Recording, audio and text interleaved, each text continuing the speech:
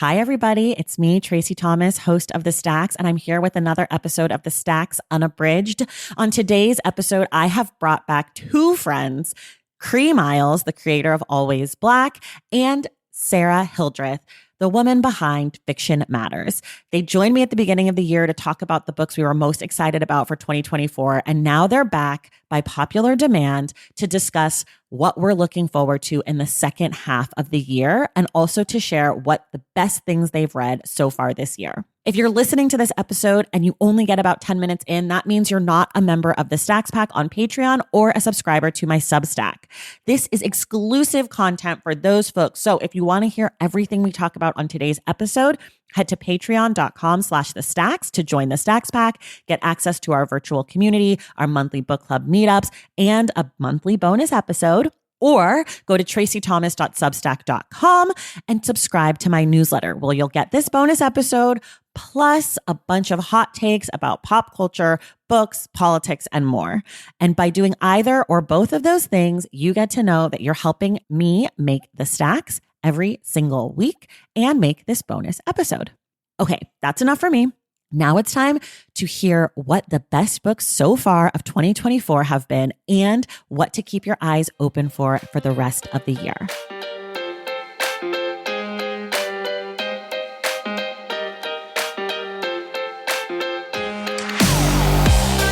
All right, everybody.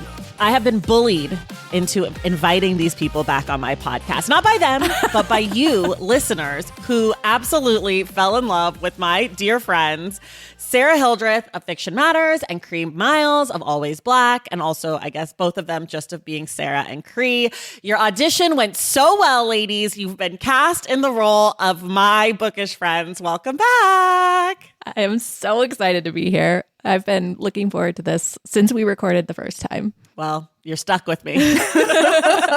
You're stuck with me. You're stuck with us. Okay, so here's the plan for today, folks. We're going to do so far, like kind of where are we now in the year? We're recording this in May. So we're going to give you the first half of the year, I guess slightly less, our favorite books. Then we're going to tell you what we're looking forward to for June through the end of the year. And we're also going to tell you maybe like a few backlist books that we've already loved this year for those of you who are like, I don't need to read every new book on the face of the earth, because you know what? You don't. You really don't. That's true. We do, yeah. But you don't. Okay, so let's just dive in. I think we all have the same actual favorite book of the year. Yeah. Yep. So let's just say it on the count of three. Okay. 1, 2, 3. James. Yeah, it's James. It's James. Oh, goodness. I just like, it's so, you both had read it the first time we talked, right? Mm-hmm. No, had I? I hadn't. I think I was. You had. I think I was you getting read ready it in to. between. Yeah, you read it in between me and Tracy reading it. Yeah. And I think you read it in between, but from when we recorded to when the episode aired. Okay. I think you read it right after we talked. Well, Cree hyped it up so much. I couldn't wait. I love it. I love it. I sort of feel like it's a book you can't overhype. Right. Is that possible? Yeah. I didn't think it was only possible. like a couple. There's only a couple you can't overhype. Okay, what else can you not overhype?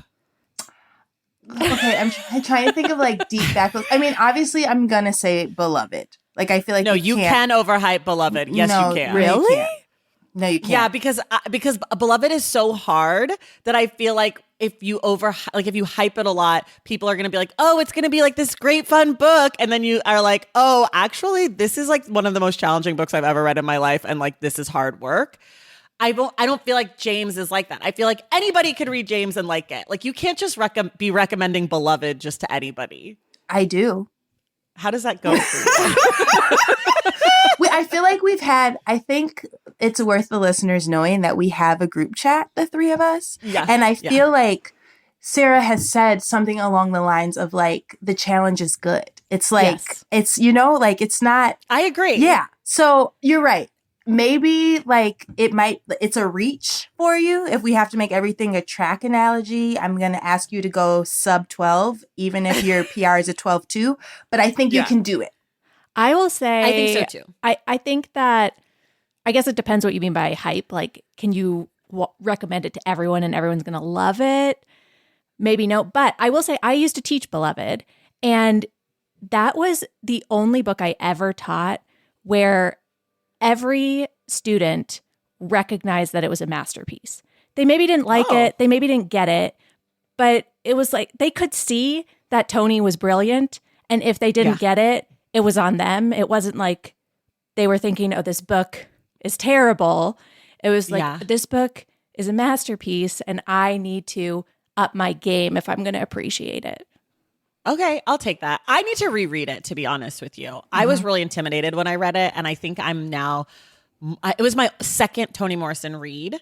Okay. And I think now I'm a much better reader, whatever that means. But like also I think I understand her writing style better. I feel like I'm more prepared to read it as like a thoughtful person. Yeah. Yeah. Any other books that you can't possibly overhype?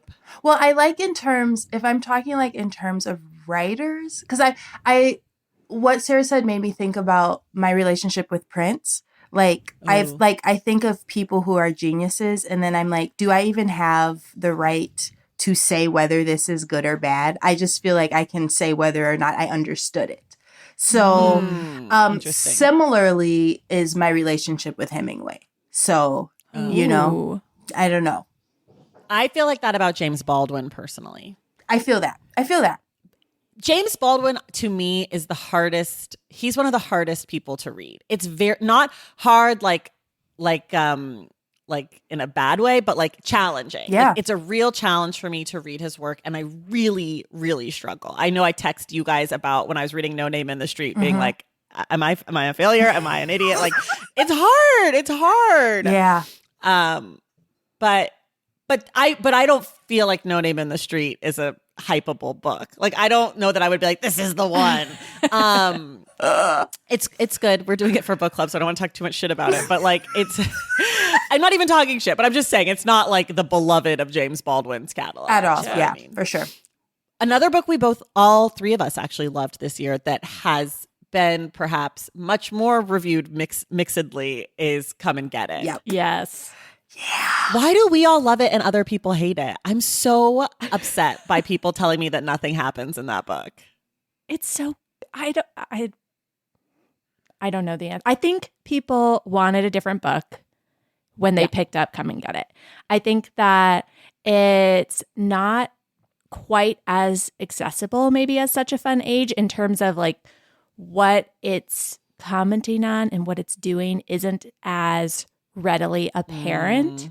And there isn't like the plot unfolds in I think a pretty different narrative style than Such a Fun Age, where it doesn't start with this bang that then you watch the fallout. It's more of a slow build. Yeah. I also think people hear campus novel and they want something particular. And this is set on a campus, and I would still describe it as a campus novel, but it is not fitting easily within the campus classics that people think about when they think campus novel. Yeah. Yeah. I think Kylie Reed calls it a dorm novel. Perfect. Yeah. That's what she's I been love calling that. it. I love it. Is there anything else we all loved? Cree, did you ever read Martyr? No, but I bought it this weekend. Okay. I loved Martyr. Me too. But I had issues with it, but I loved it. I don't care. Everybody has told me it's wonderful. It's wonderful. Yeah. That's sort of a book that I feel comfortable recommending to most people. Not quite as much as I'm recommending James. Like anybody who asks me, I'm like, James, that's it. Yep. But I do feel like between James, Come and Get It, and Martyr, those have been the three books I've recommended the most so far this year, because they do feel like the three books that I'm sort of like, even if you don't like Come and Get It, like I think you could like it. You know what I mean? Okay, let's work through some of the other ones that you individually liked. Cree, why don't you give us what else you've liked so far? Okay, so I get into these reading ruts, and it's like, should I go back to my core, which is like an Audre Lorde essay, or should I read a romance novel? So this time I went romance novel, and I actually have a friend at my church named Sara who loves Emily Henry, is obsessed. The and Saras love Emily Henry as a whole, I would say. Do you love her too, Sara? No, I'm one of the outliers. I haven't read her newest. I loved her first one. I liked her second, and then they've been a steady decline for me from there. Okay. I also love that you just shaded all the Sarahs, but also you're a Sarah. Like the way the Sarahs love it. I was like, oh, Sarah must love it. No, not me, no, but the other not the Sarahs. ones without an H. That's right. If you have an H, you love it. If you don't have an H, you don't. Exactly. But you read the new one, Cree? I read the new one and I love it. So now I'm curious, Sarah, if I will love the first one because I really am enjoying. Romance it gets so sloppy to me sometimes. I think I've read some really, really, really terrible romance. And she actually, I respect her character development. Mm-hmm. Yeah, I think she's really good. And she puts a book out every year, which is, I don't know, that always makes me a little bit nervous. That's some Drake energy. Or some Percival energy. That's true. That's true. So I mean, I think she always seems to be doing like a little bit of like meta commentary on romance in her books too, which I always appreciate. I also think for me, I tried to listen on audio to the last two. I don't know if you read it in print, Cree, or listened on audio. I think I can't really do romance on audio. The banter gets like too cutesy. And I don't like listening to it. I am listening to it on audio. Okay, I listen to it on audio. And I listen to romance on audio a lot, but I feel you when they go back and forth and it's like, I do, she quipped, you can't, he sighed. And I'm like, okay, can we stop? Just read the dialogue. I totally know what you mean. I've never tried a romance on audio. Yeah, I do it. Romance and self-help are my first, audio is my first choice for both of them. Okay. Really? Yeah. Wow. Huh. I've never, I guess I have done self-help on audio, but I don't read a lot of self-help. Right. It's just, I don't need advice. I hate it. Don't tell me what to do. Leave me alone.